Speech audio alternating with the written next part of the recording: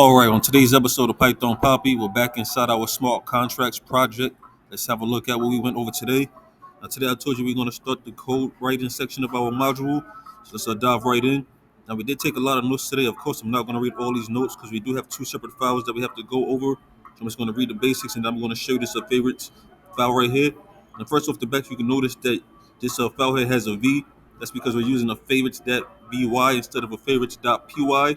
Letting us know that we're going to be using the Vyper compiler instead of the Python compiler. Even though they're similar, there are two different compilers, but we get into that a little later. So this is the section where we will be introducing Vyper, which is the coding language used to write smart contracts. We will start with understanding the basics. We will start this section by going over Vyper syntax. We will start by learning how to write a simple Vyper contract. And for this, we'll be using the .vy extension file, like I just explained to you. This is the file extension used for Vyper files, and it lets the compiler know that we are using Vyper. Now, a lot of this here is just an introduction to what we're going to be doing. We start getting into the meat of things down here, but I'm not going to go over that right now because it'll make the video too long. I'm just going to go over to our favorites.vy file and let you know what's going on over here. So as you can see here, we have a Pragma version of 0.4.0. This lets us know the version we're going to be using. Then we have our license.mit. This is the license that we're going to be working under. You see here favorite things list, favorites numbers, favorite people with their favorite number. This is letting us know what we're going to be doing, what we're going to be storing inside of this file here, and what kind of a contract we're going to be writing. Now, none of this here has anything to do with the contract. These are just examples of how we're going to be writing the code. So you can see have favorite number, which is a bool. This is an example of setting a variable to a boolean. This can be true or false. You know what a boolean is already. We have my favorite number, which is a uint 256. This is an example of setting a variable to a number.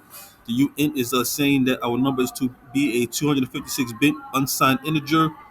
Then we have the same thing here, the my favorite number int 256. This is letting us know that it's going to be a regular integer that can be a negative or positive. With the unsigned int, it could only be positive. We have the my address.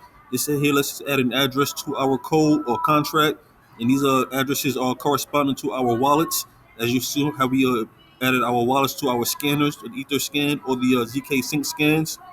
Then we have the my decimal. Then we have the my bytes 32. This is letting us set our 32-bit value. This is used to store a hash or a fixed length bit array.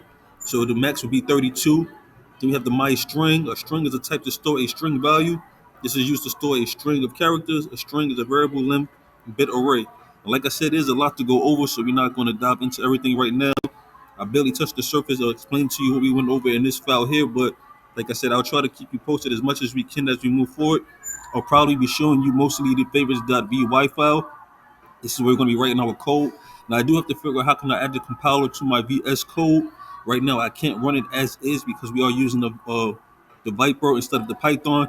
So I have to get a Vyper compiler so I can actually start compiling this. So right now, I'm just writing the code out and getting it set up and getting everything orchestrated and make sure I have the syntax down pat before we move forward. But of course, I will keep you posted every step of the way. And as we start moving forward and as we start getting the tools we need, things should start getting a lot clearer and I can explain to you a lot better. But until then, stay posted. For now, this is the Python Papi. You guys stay Gucci.